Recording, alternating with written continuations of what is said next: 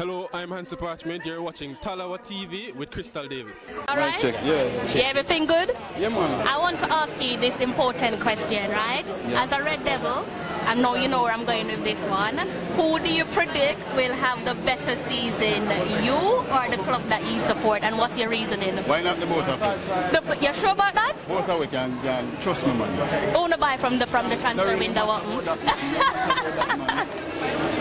You sure? Yeah, who you support? Arsenal? Then no must. Well, London is ready in Manchester United. But like that, what's your Premier League prediction? Where do you think you'll finish?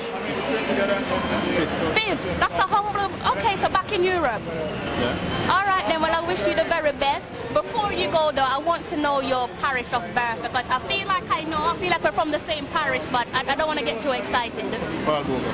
Paul Bogle. Okay, St. Thomas. All right, so you have to pick up the people then from St. Thomas before you leave. Everybody from Cedar Valley, man, and Content, Newcastle, the whole of St. Thomas. Hello, I'm Hansi Parchment. You're watching Talawa TV with Crystal Davis. I feel like I'm from UK, you know. See the moonlights on the town. Whoa, I'm getting ready. Talawa TV is in the town. Whoa, I'm getting ready. Got a corner on the telephone. Yeah, this is the Ocean of the Messenger, and you're watching Talawa TV with the host and best Davis. Take it away. My Talawers, how are you all? Good afternoon, good evening, possibly good morning. All depends on where you are in the world. Welcome back to another live stream. Let me see what you guys are saying there in the comment section. Big up yourself. I hope you're in good health. I hope you guys are silently watching, whether that's in the comfort of your own home or perhaps you're making your way home from work, or maybe you're on the graveyard shift. I do hope that you make it home safe and unharmed, and I also hope that you arrive at your destination safe and unharmed, and in return as well, because walking through your doors, as I always say, is an underrated blessing. I see what you're saying there in the comment section. Where is, what does it say? Where is Bonzi's intro? Oh, I thought you were talking about a breaking news story. I was just like, what? Like, I know you're speaking about John Barnes, but that one kind of threw me off a little bit. My John Barnes plug is actually my outro. So yeah, it's my outro. It's there. It will play once I close off on the live stream. Sorry, I just heard a massive bang, but I think it's a firework. Not really sure why people like setting off firework in like 2 a.m, but I need to keep my eyes peeled on that.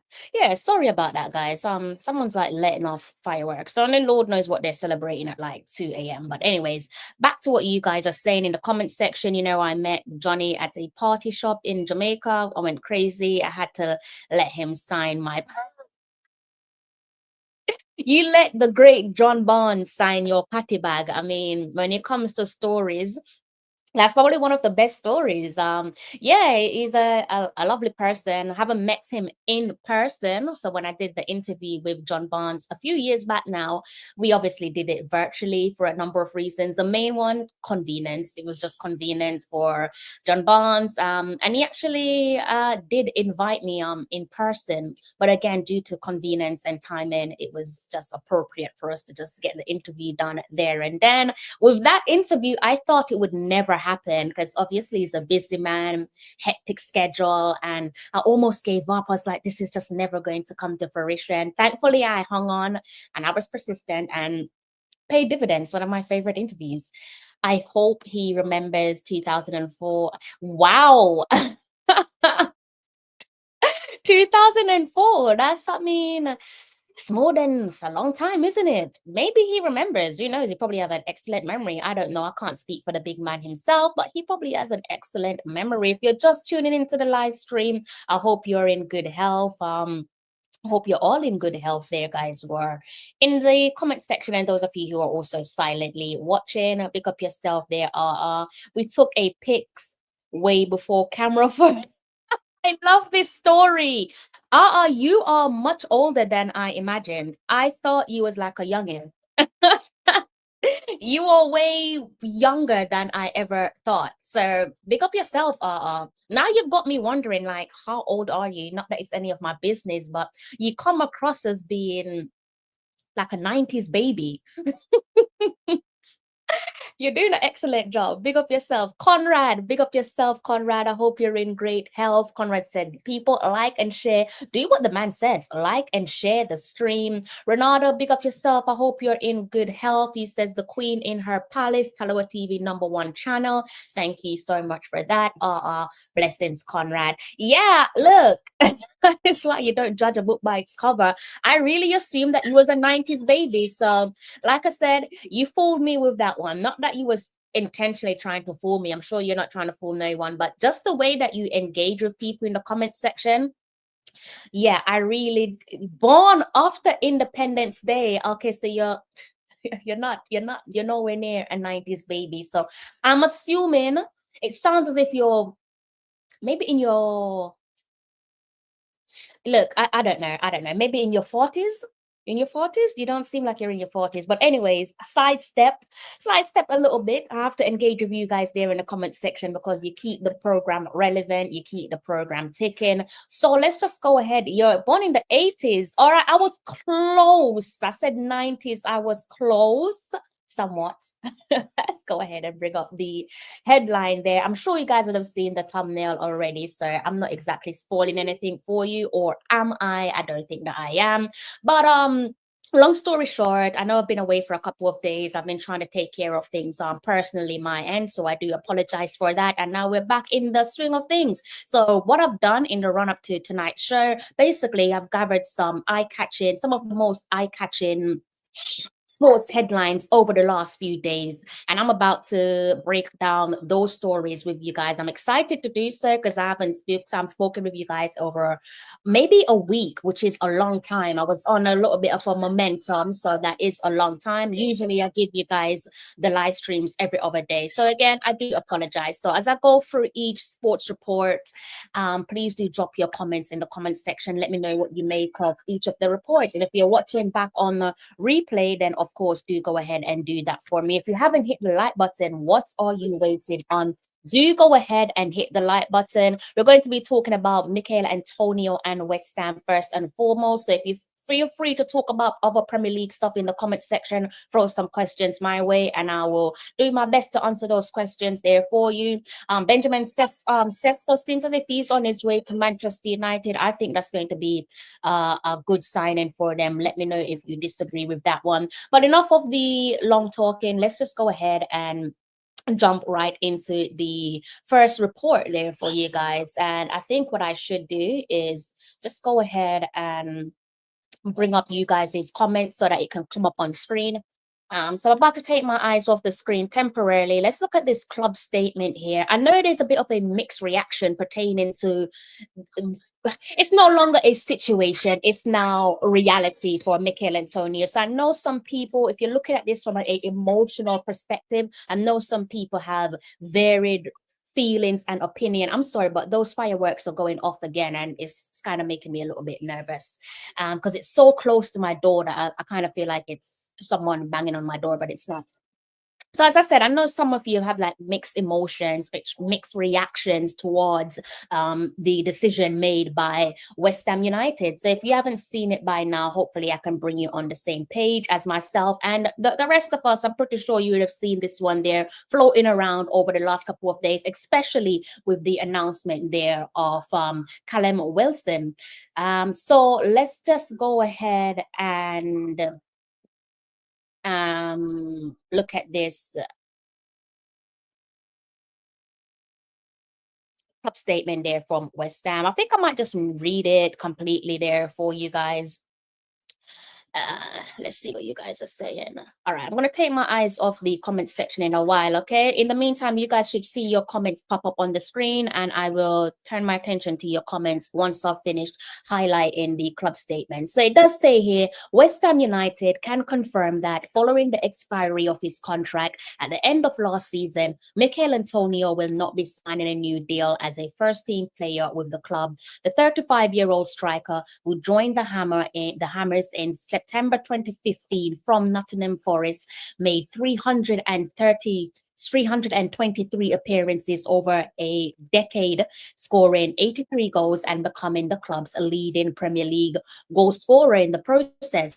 He also played a key role in ending West Ham United's 43-year wait for a major honour with victory in the 2023 UEFA Europa League Conference League in Prague. I'm pretty sure we are familiar to much of that information there because we have sat through Michail Antonio's career with West Ham, especially when he became a Reggae Boy, officially a Reggae Boy. So much of what I've just said is it's just me regurgitating information that I've already shared with you guys on the channel over the last couple of years and counting. But let's just continue with the rest of that club statement there. It also says here he was named Hammer of the Year runner-up at the end of his debut season with the club when he scored in his farewell victory against Manchester United in May 2016, and then won better a year later, becoming Hammer of the Year in our first season at London Stadium. So that would have been at the Upton Park Stadium. I wish I had the chance to go to Upton Park. I say always, but every now and then I would walk past the stadium on match day because at that point I lived close by to the stadium, or I should say my family and I live close by to the stadium. So sometimes on match day, to avoid the traffic, which would basically be halted, obviously because it's match day, we'll just get on our foot, keep it moving, doing 10 toes, and always stop and just like, wow, be like mesmerized at what's going on at Upton Park. It's one of those stadiums there. As a football fan, even as you don't have to be a West Ham United fan, as a neutral, I'm sure you probably want to have visited Upton Park, just like your Highbury. I'm sure there's an abundance of sports supporters out there who would have loved to have visited Highbury, not just Arsenal fans. It's history, isn't it? So that one is that. Didn't get the chance to do it. Obviously won't get the chance to do it because they have since moved on and their new home is the London Stadium. But moving on with the rest of that club statement there, it also says here, the remarkable courage and determination he showed to overcome injuries sustained in a December 2024 road traffic accident saw him return to competitive action on the international stage in June 2025, appearing as a substitute for Jamaica in a CONCACAF Gold Cup tie against Guatemala. More recently, he gained further playing time on the pitch in a Hammers shirt when he played 45 minutes and scored twice in our U21 development match in a friendly against Boreham Wood. Michail will always be much loved and respected, will always be a much loved and respected member of West Ham United family, and has been the case since December. The club will continue to support and assist him in his ongoing rehabilitation, offering him access to training, facilities, and medical care if needed. Dialogue continues over his future involvement with the club in an alternative capacity, including one that would enable others to benefit from his experience and leadership qualities. And he will forever hold a special place in our 130-year history. Everyone at West Ham United would like to sincerely thank Michail for his outstanding, dedicated service in a claret and blue shirt over the last decade. Further recognition of his magnificent contribution will appear across clubs channels in the coming days and weeks. So that is that there for West Ham. Let me know what you make of that club statement there, or more so what you make of West Ham's decision to pretty much not extend any contracts there where Michail Antonio is concerned. Now, in terms of some of the stuff there that was mentioned in the top half of the article, I don't wish to speak about his personal life, even though he has made some of it public. I'm mindful that what's happened in his personal life from the latter stages of last year through to the current, even over recent weeks, it might be triggering and traumatic for those of you who are watching. So hence me not wanting to go there. But the article in terms of the club announcement there, the club statement, pretty much touched on a few of those moments there for Michail Antonio on a personal level. But I'm not going to go there. I'm going to focus on the positives, which means I need to scroll back up the top half of the website piece there and do a little highlight in terms of the impact there that Michail Antonio had on West Ham United and also on the Premier League. But before I dive into that, before I forget, is it the right decision? It depends on whether you're looking at this from an emotional perspective or a business perspective. We already know how football is, or just how sports is in general. Like for me, as much as some of us or most of us where the Jamaica football community is concerned, probably a little bit annoyed about the outcome. At the end of the day, if we remove our heart and our emotions from the decision, I think we can all agree to an extent or to a large extent that West Ham United, in the sense of looking at it as a 9 to 5, they have made a business decision that benefits the company being West Ham United. And in Michail Antonio's case, clearly the club felt that now was the right and appropriate time to move on. I believe some weeks back we touched on the current situation there with West Ham United and Michail Antonio, and at that time they didn't make there was no definitive decision there pertaining to what they were going to do with Michail Antonio, most certainly not publicly, right? But I don't think it should come as a surprise regarding what the final decision is. So as I said, for me, it's a business making a decision that benefits the company. And yes, you don't have to agree with it, but at the end of the day, business is business. You know, Michail Antonio's had, clearly you can look at that in black and white there, club statement. You don't even need to look at the club statement. If you've been keeping an eye on Michail Antonio and West Ham United, or just the Premier League in general, then you'll know that he's had without a shadow of a doubt, a successful career with the Hammers. And I believe the things that he has achieved in terms of being their top goal scorer where Premier League is concerned, when you look at the players who have come before Michail Antonio and the fact that he's leaving as their leading top goal scorer there, you can see it here in black and white, scoring 83 goals and becoming club's leading Premier League goal scorer in the process. When you think of all those big name players there that have played for West Ham United, and the fact that one of our very own Michail Antonio, a Reggae Boy, went to West Ham United, let's remind ourselves that he changed position, so he didn't start off as a natural forward. So for someone to be converted to a forward and to be leading a club of the caliber of West Ham United, and also a Premier League club as well, with 83 goals in his back pocket, firmly cementing his name in the club's history books. I think, you know, it's job done. It's job done for him. I should think he has surpassed all expectations, because as I said, you know, when he signed for West Ham United, I don't know him personally. Be interesting to hear what you guys think in the comment section. I don't think he would have imagined beyond his wildest imagination that when his time comes to an end with West Ham United, that he be leaving as their top goal scorer, as the club's top goal scorer where the Premier League is concerned. So I should think, with that being said, that it is most certainly job done. And I do think that as it relates to not just the club, but also for the West Ham supporters out there, that he is, and I should assume always be, loved and appreciated by the fans.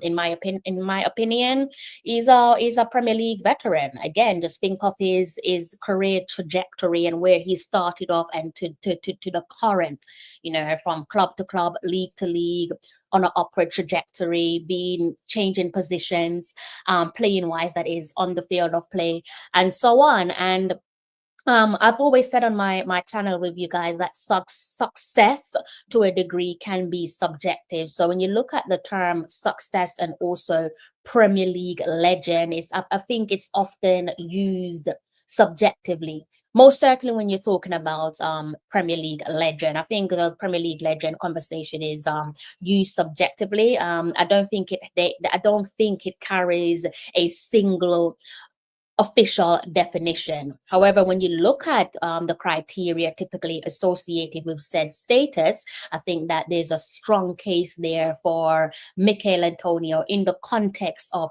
West Ham United. You know, you look at the fact that, again, leaving as the club top goal scorer, and also his longevity. I don't think he can overlook his loyalty and his longevity. He spent a decade with the Hammers, and I think Nowadays, that's somewhat of a rarity. It's a rarity in modern football to see a player stay at one club for 10 years. They move about quite frequently these days. So the longevity, the long-term commitment there from Michail Antonio, what he has poured back into the club, and also what the club has poured back into him as well.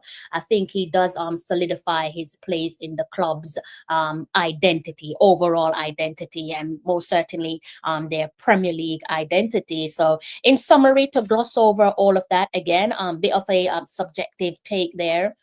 Let's see if I can go back to seeing you guys there in the comment section. Bit of a subjective take in terms of whether you view him as a club legend. I don't think there's any subjectivity with that one. Definitely a club legend. Whether you view him as a Premier League club legend, that's probably a different conversation there for you guys. Either way, I think most certainly he is a legend. While he may not be considered as a legend of the Premier League as in the whole, say, in the same breath as your all-time greats. You know, you think of all the great players there that's played in the Premier League, from your Thierry Henry, your Wayne Rooney, the Gerrards, all of that. He's not going to be seen or classed in the same brackets as those guys, but he's still unequivocally a legend of West Ham United, and I think most certainly a respected figure in the Premier League for his achievements, and also, as I said, his career path, his trajectory. I think without a shadow of a doubt, one of our own, no bias, but a special player, and most certainly all the best to him in his future endeavors. No idea where he's going to be going next. Not sure if he's going to be staying in the Premier League. I think he's 35 years old now, if I'm not mistaken. Let me go and double check that one for you guys. So not really sure where he's going to be playing his football. Is he 35? Yeah, he's 35. So he's 36 next year. Probably fancy another year in the Premier League. Be interesting again to see where he goes, or whether he's going to go down a level, go to the Championship. Perhaps he might fancy his chances going overseas. No idea where he's going to go, but most certainly, as it relates to the big hammer himself, Mr. Michail Antonio, best of luck to him. See what you guys are saying down there in the comment section. Is the Conrad said, I hear he get a contract from West Ham. Well, maybe he perhaps didn't like the deal that was on the table with him. So that's an interesting one there from Conrad. Says, if Michail not playing for a club, should he get a call up in the World Cup qualifier window? I think you know my spin on that. You know my take on that. I don't believe players, irrespective of who they are, their experience, whether you're the captain, whether you're the vice captain, I don't believe that any player should be called up to the national team when they are not currently playing club football, because I think you set yourself up. I think the head coaches or whoever is in charge of the selection process, I believe you set yourself up for other players to be looking at you and saying, well, that is a clear line of favoritism. And it's hard to argue against that. It would be favoritism. What excuse could you have if you're not, because that's not merit. You're calling up a player to the national team that doesn't play for a club. You're not doing so based off merit, in my opinion. Like, what is the merit? So yeah, I'm not a fan of it. I personally wouldn't do it. I wouldn't like to see any player, it's not a Michail Antonio issue, I wouldn't like to see any player be on the men's side of the program or the women's side of the program get call-ups when they don't have a club, they're not playing club football. I'm not a fan of it. It does happen both in the men's team and in the women's program. It's a little bit of a weird one. We've seen it over the years, but hopefully we'll see less of it. Conrad said, and bet on himself again that he will be doing again what he be doing all his life. Vivian, I think you're probably the first time I think I've seen you in my comment section, but big ups to yourself. I hope you're in good health. Apologies if it's not the first. He's still practicing in the U21. Well, in the club statement, it did say that they're going to be supporting him in terms of his rehabilitation there, doesn't it? And yes, he played played in a match where he scored a brace for the U21 development squad. So it seems as if the club is still supporting him. And it does say here in black and white, the club will continue to support and assist him in his ongoing rehabilitation, offering him access to training, facilities, and medical care if needs be. So at least they're doing the decent thing. I don't think they have to, but football is a brutal industry. It's cutthroat, hence me saying they don't have to, but he is a club legend. So it's great to see that they've taken that approach with regards to giving him the necessary support. It's not easy, Crystal. I have been there, and the culture keep him going. Yeah, I mean, yeah, look, it's business, you know. Pick up yourself, Danny Dredd. I wouldn't like it to happen to anyone, but business is business, and football is a business. Conrad said, I feel he might retire after the World Cup. Well, before he gets to that point, I think he needs to find himself a club. They love him that good. Yeah, they definitely love him. I think the West Ham supporters love him, and with the announcement there of his boy, his friend there, Callum Wilson, I think that one kind of gave it away, because I don't think there's. I mean, Antonio is, like I said, 35 years old. Callum Wilson is about 2 years younger than him. I don't think you're going to be having 32 plus players playing for your club, or you just you don't see that very often. There needs to be, yes, it's okay to have the experienced player, be it a Michail Antonio or a Callum Wilson, but I don't think you're going to have both of them at your team at the same time. And obviously that's not the case, because West Ham has signed on Callum Wilson, and they've also in the process of doing so, subsequently they've announced the departure there of Michail Antonio, which I think is to be expected. Old broom does sweep best, in my opinion. In many ways, old broom sweeps best. But I think we know how football goes. You're not going to get two forwards, one being 33, the other being 35. Like, it's not going to happen, is it? DC, he's a hard worker. Good luck to Michail Antonio. Big up yourself, DC. The playing with the U21's team. He's playing with the U21's team, so you have to call him. I mean, if you want, no, you don't. He's currently playing with the U21's team, but no, you don't have to call him for that. No, you don't have to call him for that, because he doesn't belong to the U21's team. West Ham are basically doing him a favor. If he plays for the U21's team, then that would mean that he is still a West Ham player. So as the season progressed, so this is basically, I don't know much about that U21 development match. It was a friendly. Matter of fact, it says here in black and white, it was a friendly, right? So when we get to the season and the season kicks off and we're dealing with things from a competitive level, I don't expect Michail Antonio to be played with the U21s. It's not going to be happening. Right, and they've already announced that he's no longer a player of theirs. So I'm not going to call him up because he has played a few matches of a few friendlies of the U21. I mean, let's respect ourselves as a footballing nation. Let's not drop the ball. Let's respect ourselves. That's I feel like you're trolling me with that one. But let's respect ourselves a little bit. Big ups to Michail. I would love to see him back in the national team, but yeah, he needs a club. And perhaps a club, I don't really know, because like I said, I'm not going to speak about anything personal with him, but I wish him all the best. It's probably the best way to end this one before I move on. Now, the other bit of information there in terms of the report that I'm about to share with you guys, I'm sure you would have seen this one floating around the air. It feels like I'm regurgitating myself because I discussed this this next report here with you guys.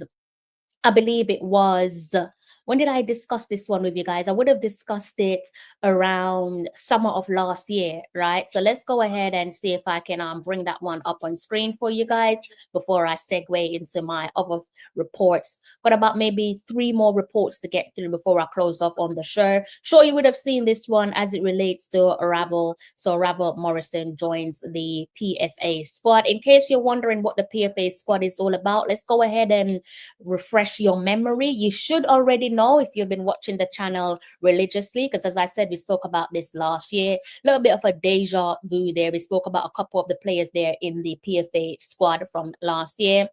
Memory serves me well, I believe Michael Hector, I think, was part of the squad, if memory serves me well.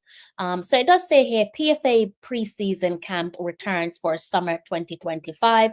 The PFA announced the return of its hugely successful PFA pre-season camp for unsigned players, which last year helped over 100 players sign new deals with clubs. Now, this one is something that I wanted to dive into with regards to, let's just backtrack a little bit. So PFA stands for, it's an abbreviation for Professional Footballers Association. So before this one slips my memory, this is something that I wanted to speak about some weeks back when we were looking at the Gold Cup announcement squad, and of course the inclusion there of Michail Antonio. I know there's a little bit of a couple of theories going around that went around in our football community at the time, pertaining to why he was part of the Gold Cup squad. A few people believe it was the gaffer's way of trying to push him in the summer transfer window, basically trying to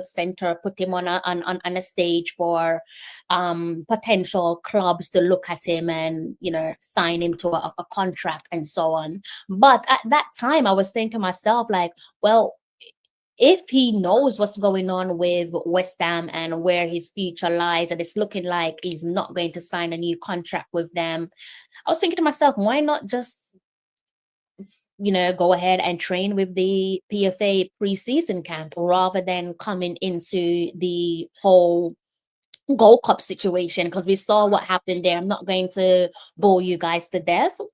You know, we already know what happened with the Gold Cup. But I thought at the time, I was thinking to myself, isn't this a better idea? Is this not a better option? Let me know what you make of that in the comment section. I'm going to continue reading the information there for you guys as it relates to the PFA Summer Camp. Back again. Spoke about this one last year with you guys, and we're about to talk about it again. And this time around, we're focusing on not just the camp and what it does for those unsigned players, but also for one of our very own, Ravel Morrison. So it says here, the 10-week program, fully funded by the Player Trade Union, offers unsigned professionals and intense and structured training environments over the summer period, mirroring pre-season preparations within clubs. So again, that's why I was thinking to myself with regards to Michail, unless there was a strong glimmer of hope that he would extend his contract with West Ham United. Again, with this program in mind, with this camp in mind, I was thinking, why not just do the PFA summer camp? Because you've seen the success. We've seen the success of the camp, and we've seen players be part of the summer camp and then they subsequently go on to sign in for clubs. So I thought this would have been a decent option for him. But anyway, it does say here, the PFA pre-season camp will run for 10 weeks between June 30th and September 4th, 2025, and is open to all unattached, out-of-contract PFA members who were signed on a professional contract over the 2024-2025 campaign.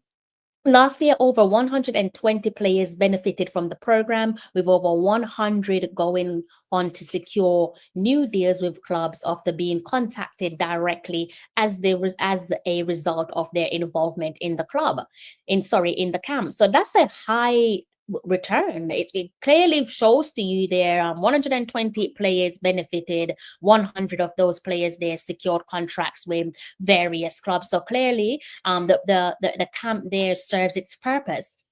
Also says here, a daily schedule of on-pitch training, fitness and recovery is led by the PFA's team of professionals, UEFA qualified coaches, with players also offered one-to-one well-being and personal development support. So let me know what you make of this one.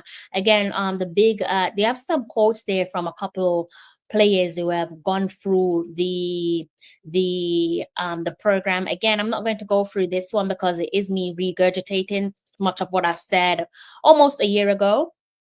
But in terms of the relevance there, clearly relevant to one of our own, as I said, Ravel Morrison being part of the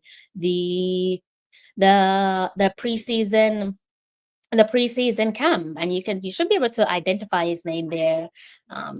Just highlighted. I'm not sure if you can see me highlighting it, but I am trying to highlight his name. You should be able to see it on the screen.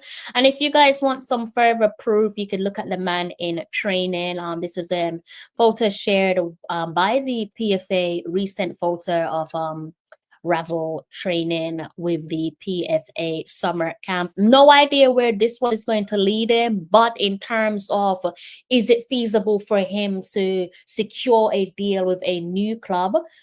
I should think yes, the talent is there, and clearly based on those snapshot there of the figures in terms of the players who participated in last season's summer camp, and you compare it to the players who benefited in terms of moving on to various clubs, I should think he's in a fair chance, a balanced chance of making good of the opportunity. I know there was an interview that was floating around the air, I think maybe several weeks back with the Athletic, pertaining to some of the stuff that Ravel Morrison stated in terms of where he could see himself playing, and he did say there that I do believe I can play in the championship easy. He said the frustrating thing is that he's not getting the opportunity. He also went on to saying things along the lines as, you know, my agent had at the time spoken to a lot of sporting directors, chief scouts, and heads of recruitments,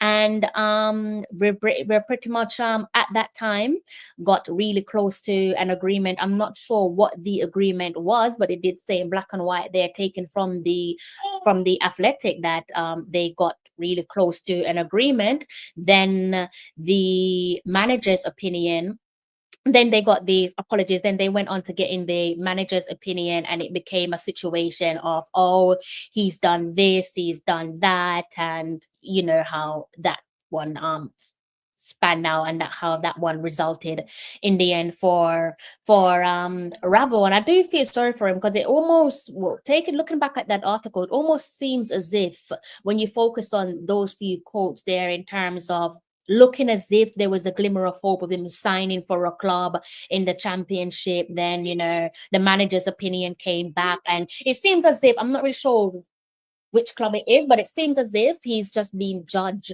on his past, which is a little bit of a strange one, because we've seen players who have worse, if you're going to say that he has attitudes, which I'm not the one to tell you if he has an attitude problem, but if that's what they want us to believe, we've seen players, current players, especially players playing in the Premier League, who have a worse attitude than Ravel, and they seem to be fine. There doesn't seem to be no issues there where managers or directors are judging them based on their past, or even judging them based on their current behavior. And you can only assume why that is. Your mind can go off and wonder why that is. I think we all pretty much know why certain things happen to certain players without going down certain avenue. See what you guys are saying there in the comment section. I want to see the team they pick in the future. He had a bad reputation. Yeah, but you always hear people talk about everyone deserves a second chance. Does he not deserve a second chance? I mean, for how much longer are they going to continue to judge him? And based on what we have heard of Ravel, was he really that bad? Was he really that bad to the point where it's just like no club wants to touch him? I mean, let's be real here, without scapegoating people. I don't even think you can call it scapegoating, but without bringing certain people's name into conversation, we can look across the Premier League, we can look elsewhere across football, and we can see players with worse characters than Ravel Morrison, and they've been given chances. And we're talking about players playing for reputable, well-respected clubs, and they have been given chance after chance. So what's the issue with Ravel? I can only assume. And like I said, even now in the Premier League, more so, you can see players out there who, you're not a role model, but you're still being given an abundance of chance, right? So we need a fit squad. I'm not sure who you're speaking about with that one. People talk good about him now, though. Yeah, exactly. I mean, how old is Ravel? Ravel is about 32 years old. So are they judging him based on things that he did as a teenager? Don't ask me the things that he did as a teenager, because I wouldn't be able to tell you. But if you're talking about him having a bad attitude, I don't think that's a strong enough argument to not want to give him a fair chance, if I'm being honest. But that's just my opinion. Don't know the player on a personal level, but if you compare it to other footballers in the game and what they have been accused of and what the evidence says about them and their character, I don't really think that Ravel Morrison is the worst compared to some. But let me know what you make of this situation here with Ravel Morrison. Where do you think he will end up? Do you think he's going to somehow secure a deal to the championship? He did say in that interview there with the Athletic that he believes he can play in the championship. So he believes he still has it in his arsenal to play in the championship. Do you guys think that Ravel can still play in the championship? Do you think that we're going to be seeing Ravel Morrison making a return to English football, playing in the championship? What do you think is going to happen with Michail Antonio as well, his compatriot? Do let me know in the comments section. Another story there to speak about, another report there from this week is to do with the Reggae Girls captain, the Reggae Girls skipper, Bunny Shaw. I'm sure you would have seen this one floating around the air. Bunny Shaw being rewarded with a new jersey, new number. She is now Manchester City's new number 9. It's almost certain that you guys would have seen this one. In case if you haven't, don't worry, let me go ahead and bring you up to speed. It does say there in black and white, Shaw becomes City's new number 9, and it says there Khadija Bunny Shaw will become the new owner of Manchester City number 9 shirt ahead of the 2025-2026 Barclays Women's Super League season. The Jamaican forward, City's record goal scorer during our professional era, will make the switch from number 21, which she has worn since joining the club in the summer of 2021. Since then, Shaw's exploits have earned her a reputation as one of world football's deadliest center forward, arguably the best center forward in the world. Let me know if you guys disagree with that, but for me, arguably the best center forward in the world. Also says here, she's found the net 91 times in 106 appearances so far for City. Let me go ahead and read that one for you in terms of the crazy stats, crazy numbers. So she's found the back of the net 91 times in just 106 appearances. And let's also remind ourselves in terms of context how incredible that is, that last season and this season is basically deja vu to each other, because she ended the season on an injury. So she ended last season's campaign, so the season before last, with an injury, and the season which just closed recently in May ended on that season as well. Back-to-back campaigns with injuries, and it's mind-blowing that she has played back-to-back seasons with injuries, and she's also landed the WSL Golden Boots. It just makes me wonder, what can she produce when she's fully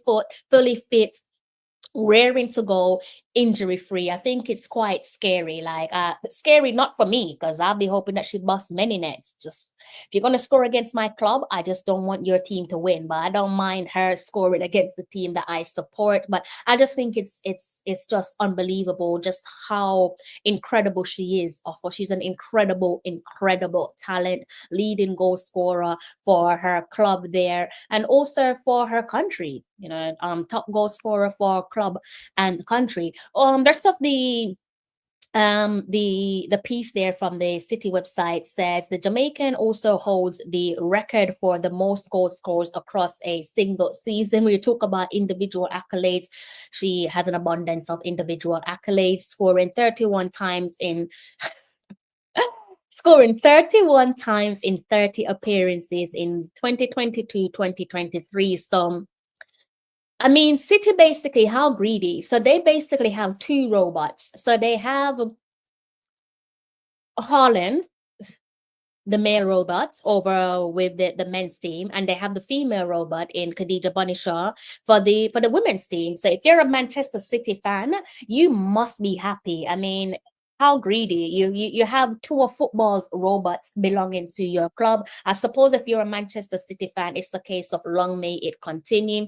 Concluding on that written piece there, it does say, but now Bunny will hope to continue her prolific goal scoring prowess, wearing City's iconic number 9 shirt, becoming the 4th wearer since our official relaunch in 2024. I'm not going to talk about a couple of the other players who have worn the shirt. I think the only one that you probably smile at or probably say okay, fair play, is Chloe Kelly. We all know that, from as it does appear based on what we've seen of these two, that it does appear that they have a lovely friendship, and long may it continue. It says there, the most recent City players to wear the City shirts to wear the shirt, as in the number 9 jersey before Shaw, was Chloe Kelly, who across 5 seasons at the club scored 34 times in 113 appearances, winning our Player of the Season award in her debut campaign.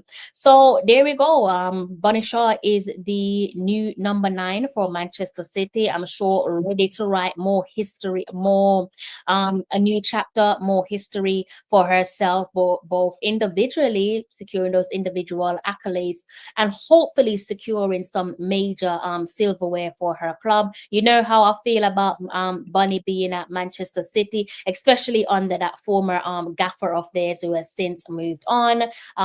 You know, it goes without saying, I don't need to say it, but in terms of things being said for the purpose of the live stream, without ruining things for you guys, or not necessarily ruining things for you guys, but too much saying it as it is, she is a living legend. She's a living legend, top goal scorer for her country. Hopefully, I am hoping that she does have an injury-free season. I hope she has an injury-free season, topped off with major honor. I do hope that she can secure a major honor this season's campaign. And perhaps it must be so annoying if you're a Manchester City fan, because not the season that just wrapped up back in May, but the season before, where they were just gunning down Chelsea and again fell short. And I still hold that belief that if Bunny Shaw wasn't injured in that particular campaign, I think when you went down to the final game of the season, that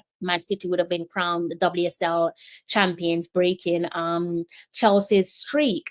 And unfortunately, again, it's not just Bunny Shaw last season. They had a string of injuries, which basically just hampered the ending of their campaign, their league campaign, stopping them in their tracks from potentially winning the WSL. So this season, I hope they have less injuries, far less injuries than they did last season's campaign. And obviously for the Reggae Girls captain, as I said, I hope that she has an injury-free season, and I do want to see her win those major honors, because if you're going to be winning those major honors, I expect something to happen. I'm sure you guys probably would have seen this one as well. If you haven't, let me just bring you on the same page as myself. I do hope that we do go back to seeing Bunny Shaw in those Ballon d'Or conversations. Let me go ahead and remove this off the screen so you guys can see it with myself.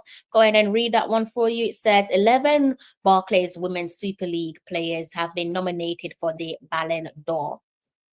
It's an incredible amount of players, isn't it? And of course, the players who are standing tall in the Ballon d'Or, their nominations as it relates to the WSL, Arsenal players and Chelsea players. They're the ones with the highest turnout, for obvious reason, what they have won with Chelsea, you know, domestically, and also with the league title.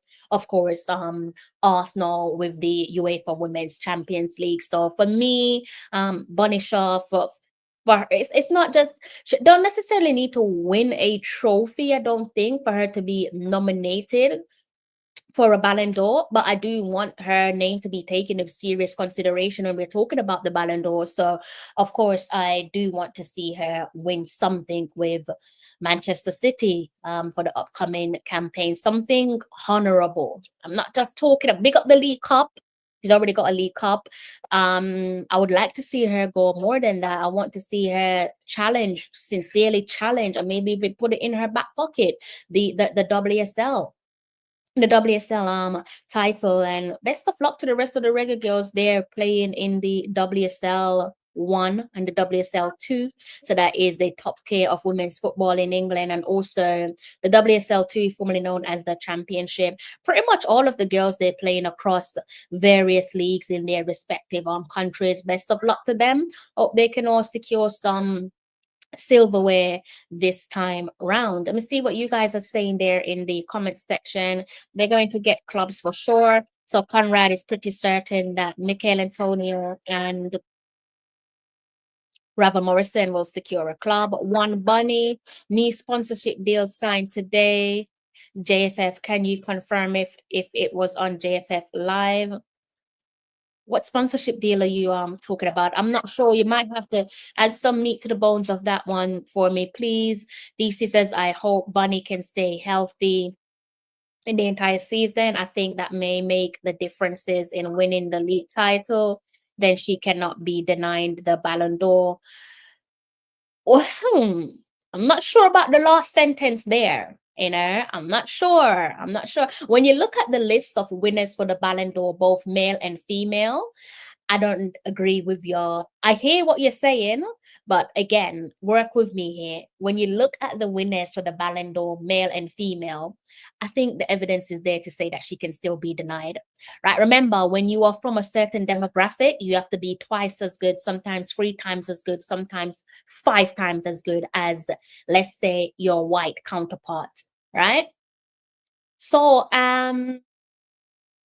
let's look at a couple of another report there for you guys. So we've already spoken about Michail Antonio, spoken about Ravel, spoken about Bunny, and also one of my favorite reports today, actually, one of my favorite reports of the day actually takes me back over to athletics. I'm definitely enjoying my athletics reporting for you guys. Getting back into the swing of giving you guys some athletics content, which you guys have definitely been enjoying. Long may it continue.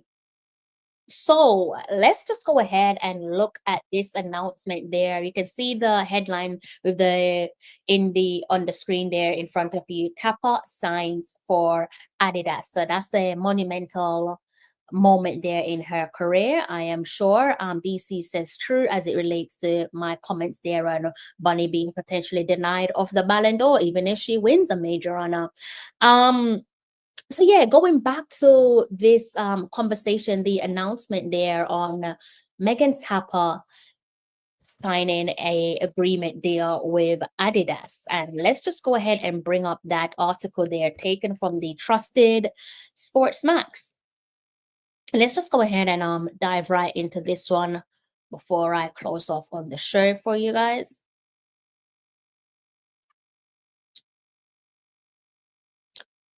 So it does say here with the headline, Jamaican champion Megan Tappa signs professional deal with Adidas. So I'm going to go ahead and read this complete write-up there for you because it's a bit of an easy read. It's not long-winded, so I'm going to afford to just sit here and give you guys the complete reading. So it says here, Jamaica's national 100 meters hurdles champion and 2020 Olympic bronze medalist Megan Tappa has signed a professional contract with global sports giants Adidas, marking another significant milestone in her career. The 31-year-old sprint hurdler has been in scintillating form this season, producing a lifetime best of 12.34 seconds to win her 4th national crown at the Jamaican Championships in Kingston on June 29th. Tappa, who recently won the national title in 2016, 2021, and 2023, faced a slight plus 0.1 ms tailwind in the final and crossed the line well clear of the field. Also says here, less than 2 weeks later, she matched that lifetime best in vastly different conditions, clocking 12.34 into a minus 1.1 ms head win at the prestigious Meeting International Diamond League in Monaco on July 11th, underlining her consistency as a world class form. At 31 She does say here, there's a quote here from Megan Tappa. It says, "At 31, I'm not slowing down, I'm leveling up," Tappa told Sports Max, honored to sign a 4-year deal with Adidas as she chased greatness stride for stride in 3 stripes. And to conclude there with that article, it also says, earlier this season, Tappa displayed her versatility and speed at the Grand Slam track meets in Florida, where she clocked a lifetime best of 11.33 to finish second in the 100-meter flats, while also 12.50 for the fifth in the 100 meters hurdles. Those performances set the tone for a campaign that has been her most consistent and dynamic to date. The partnership with Adidas comes at a time when Tappa's profile is on the rise globally. Her combination of competitive excellence and charismatic personality has made her one of sport's most marketable athletes. With the backing of one of track and field's biggest brand, she will aim to build on her Olympic bronze medal from Tokyo 2021 and challenge for more global honors at the World Athletics Championship in Tokyo this September. So let's just scroll up. I'm hoping that you guys can still see my screen. I'm gonna stick a pin in it and focus on that picture there of Megan. So let me know what you guys make of the announcement there from Megan Tappa signing a deal with Adidas. I'm going to give you guys my opinion, but of course, please do feel free to share your opinion as well in the comment section, be it while we're still live or be it when you're watching it back on report. So piggybacking off that report there from Sports Max, if you want to reread this one in your own time, feel free to head over to Sports Max and give it a read. So as I said, piggybacking off this Sports Max article, I think, Megan Tappa's recent accomplishments, let's just remind ourselves of some of the things there that was stated in the Sports Max article, right? So if we're going by not just the article, but just looking at her career trajectory, or as I said, her most recent accomplishment, I think it's suggesting to me, I don't know what you guys think, but in terms of her most recent accomplishment, it is suggesting to me that at 31 years old, she's only just getting started, which the athlete herself said it in black and white in that article. So at 31 years old, she's proven that the whole idea of old broom sweeps best is true. And she's currently in top form. So the whole idea of believing in the old time saying of old broom sweeps best, I think based on what we have seen of Megan Tappa in terms of her recent performances and also her being 31 years old, it does hold water, guys. I don't know what you guys make of that, but I think it does hold some water. I think the fact that, again, her being 31 years old, old broom sweeps best, the fact that sports giants Adidas signed her to a 4-year deal. This is not a 1-year deal. This is not a 2-year deal. This is Megan Tappa in the form of her life, scintillating best form of her life, 31 years old, old broom sweeps best. Along comes Adidas, a sports giant. Adidas don't need an introduction. They are a giant in the sports world, and they've tied her down to a 4-year contract. I believe Adidas tying down Megan Tappa to a 4-year deal is a clear and strong indicator that her best years is yet to come. Adidas clearly have backed her because they believe in her ability to reach new heights. So again, as things stand with what we're seeing from a 31-year-old Megan Tappa, old broom sweeps best. Old broom sweeps best. I got myself in a tongue twister. Old broom sweeps best, and long may it continue. As I said, she's in the form of her life. I see what you guys are saying there in the comment section as it relates to what she did at the Grand Slam, and long may it continue. Long may it continue. Some athletes, we've seen it in sports like in football, for example, where I don't know, let's say a forward might peak at, let's say, 25, 26. And we might be seeing something quite similar with Megan Tappa, 31 years old. I think her best days are ahead of her. And I think we're now embracing those better days. And like I said, long may it continue. I see DC in the comment section. She says, I hope Tappa got paid for her Grand Slam track performances. She earned her prize money. She did well. Congratulations to her on her Adidas deal. Yeah, congratulations to Megan on her Adidas deal. I'm not sure what's the latest with the Grand Slam, but I do hope if she hasn't been paid, or just in general, all the athletes there, if they haven't been paid, then hopefully in due time, in due course, that one should sort itself out and they will be paid what's owed to them. So Megan Tappa signing a deal with Adidas, I think for me, biggest news report taken from today alone, and one of my favorite news reports of the week, if not my favorite. Definitely happy for her. Again, at 31 years old, correct me if I'm wrong, but I'm not used to seeing these type of deals with the context in mind at 31 years old, but it does say here in black and white, she says, I'm not slowing down, I'm leveling up. And I believe her. She's talking the talk and she's walking the walk. I do believe her. And she wasn't handed a deal with Adidas. I think she was rewarded with a deal.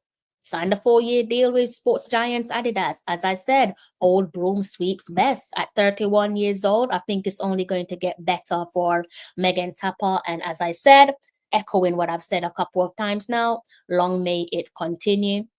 Let me know what you guys have to say there in the comment section. It's bang on 1 hour.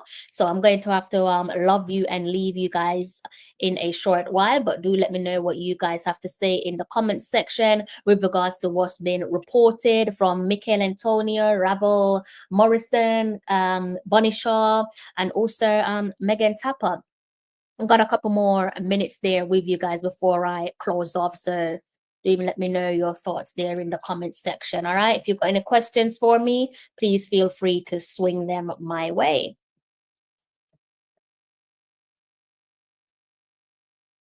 And if not, if you're going to be silent on me, then obviously I'm going to be closing off on the show. But before I forget my manners, massive thank you to those of you who tuned in to the show. Definitely appreciate your support. If you haven't hit the like button, please do go ahead and hit the like button. It does not cost you a penny. Gonna wait around a couple more seconds if in case you guys have any questions for me. As I said, throw them at me and I'll do my best to answer those questions. Just go over these comment section to make sure that I haven't missed anything from you guys. I don't think I have. Caught the stream late. Don't know what to tell you, them oats. I'm about to love you and leave you. I'm not really sure what to tell you. You can see the headline, my last headline, the reports there on Megan Tappa. Before that, we spoke about Michail Antonio departing West Ham. Also spoke about Bonnie Shaw. She's Manchester City's new number 9. Also looked at Ravel Morrison. He has joined the PFA Summer Camp. So you can stick this one back on replay. And you can also, stick it on replay and listen to what I've said in the last hour. And I've ended on some athletics reports there for you guys as it relates to Megan Tappa at 31 years of age. She's proving the old saying, an old broom sweeps best is true without a shadow of doubt. She's currently in top form. And like I said, the fact that a sports giant Adidas signed her to a 4-year deal is a strong indicator that her best is yet to come. Adidas, in my opinion, let me reiterate, they clearly have backed Megan Tappa because, in my opinion, they believe that her ability to reach new heights isn't far-fetched. So let me know in the comment section. You guys have gone quiet on me, so I'm going to have to love you and leave you. And I should be back. If I'm not back on Friday, it's now Friday for me anyway, just like 3 in the morning. I should see you guys over the weekend. All right. So if I don't see you later on Friday, then I will be seeing you guys later during the weekend. If I don't see you in the weekend, I don't know, maybe you're busy. I do hope that you have a wonderful weekend. So do enjoy that one. And I'm gonna love you and leave you because you guys have you're not really saying much in the comment section. Thank you to those of you who have hit the like button. And you know how it goes. Until next time, take care. I'm John Barnes, and you're watching Talawa TV with Crystal Davis.